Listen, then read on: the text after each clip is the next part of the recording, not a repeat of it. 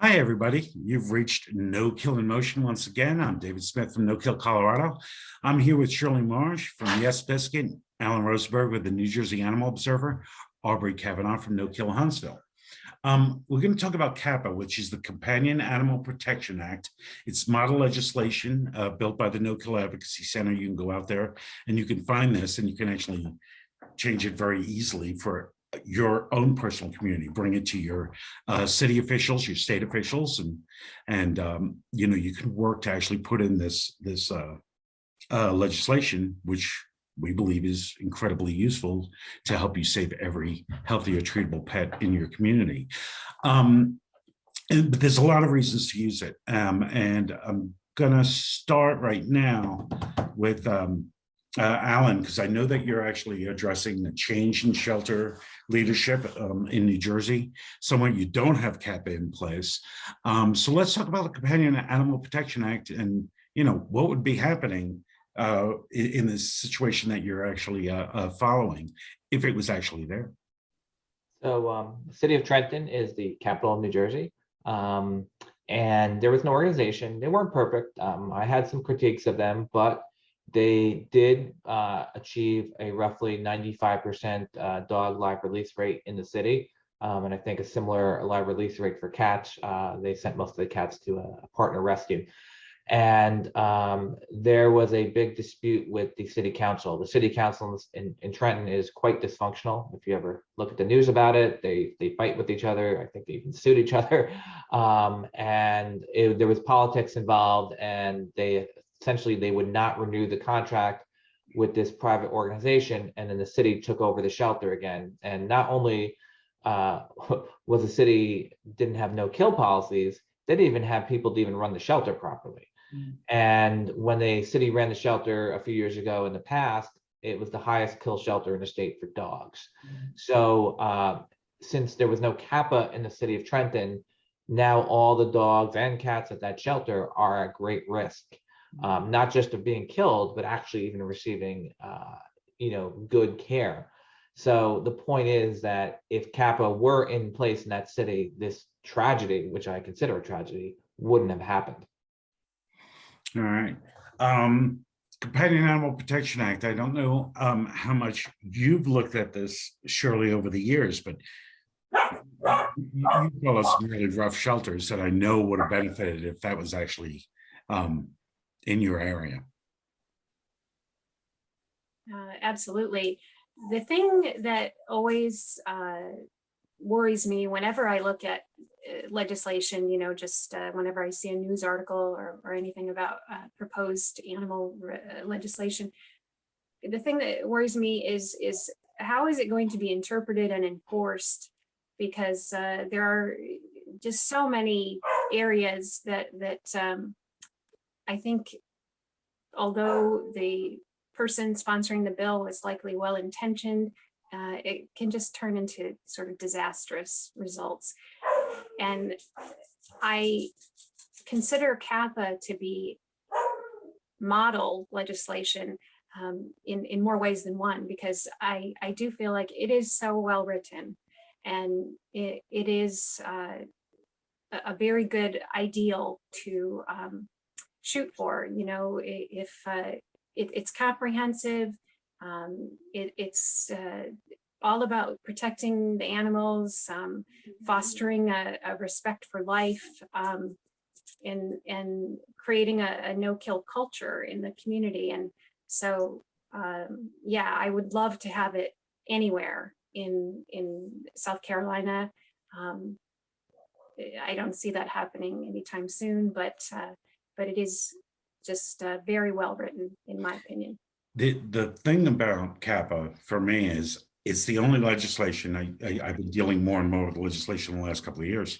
It's the only legislation that actually says you shouldn't kill a healthy or treatable pet. Like, all of them are about caring for animals and doing this for animals. And not one of them says, let's protect the lives of animals, the actual allowance of ending a life. I've never seen any legislation for CAPA that does that. Aubrey, I'm going to go to you because of two reasons. I should have brought this up before. Rosenberg is actually working on this right now, and there's a good reason for it as they change shelter directors. And I know that you're looking to push, you actually passed a CAPA-like legislation in Huntsville, but you didn't get everything you want. You're revisiting it. So talk about Rosenberg and Huntsville. First of all, with Rosenberg, Rosenberg was hailed as one of the successes in Texas under new shelter leadership. And the shelter director decided to leave, and now everyone is up in arms because they're concerned that with her departure that everything's just going to fall apart. Some of the contacts had told me that she was working in a less than stellar work environment, that she did a lot on her own, but she never really had full support of the people above her and her supervisory chain. And she decided that she had to go, that she couldn't stay. So because there is no CAPA in Rosenberg, I think the people that are there are worried about, okay, well, what's going to happen now? If the people that are left behind aren't well versed on everything she was trying to accomplish, are we really just going to go back to catch and kill? So I think that we're all just kind of watching what's going to happen in Rosenberg. I saw a job description recently for the shelter director, and it makes a veiled reference to no-kill, but it doesn't really talk about what that means. So I think it's easy to toss that phrase around, but if you're not committed to what it really means in terms of a culture, as Alan has used that word before, I don't know how far that really gets you. In terms of Huntsville, we formed No Kill Huntsville in 2012, and we first started talking about a Companion Animal Protection Act in 2014, and we didn't get particularly far with it. In 2018, we had an opportunity with some more receptive people in city government, particularly a city council member who was very much interested in it. And we started promoting what we called the HAPA, the Huntsville Animal Protection Act, but it was modeled on the legislation that's put forth by the No Kill Advocacy Center. And like you said, David, anybody anywhere can take that model legislation and they can just change names and shift it to fit their community. And that's what we had done.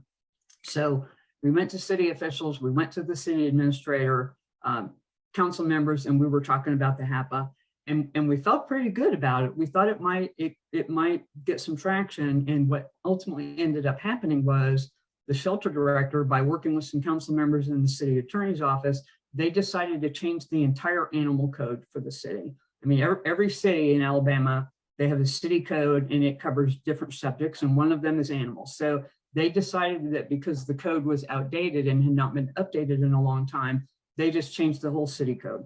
And so in the process of doing that, we didn't actually get the HAPA enacted, but about 80% of what we wanted was included in the modifications to the city code, including there's a whole thing now about TNR.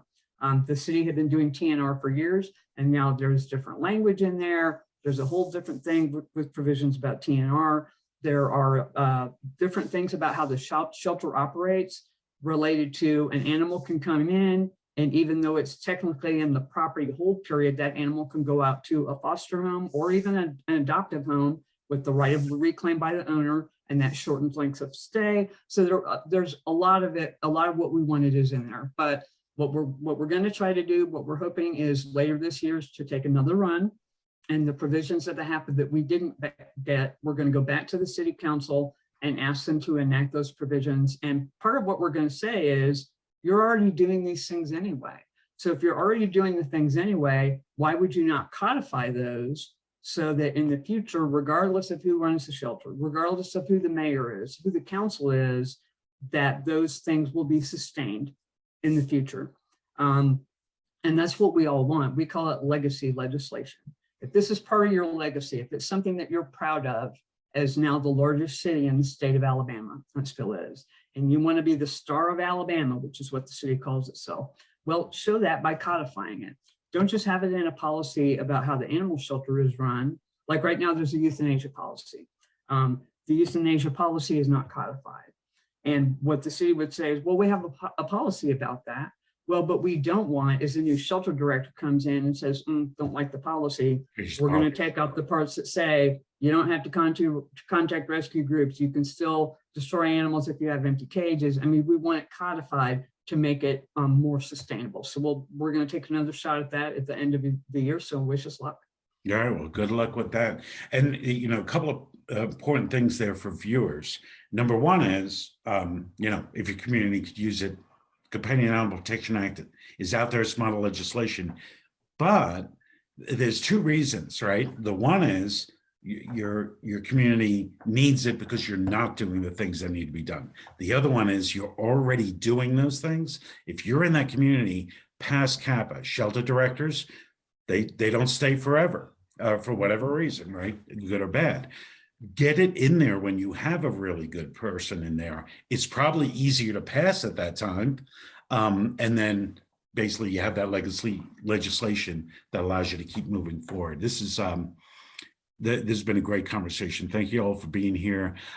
You've been watching No Kill in Motion. Thanks for joining today. I'm David Smith from No Kill Colorado, Shirley Marsh from Yes Biscuit, Aubrey Kavanaugh from No Kill Huntsville, and Alan Rosenberg from New Jersey Animal Observer. We'll see you next time.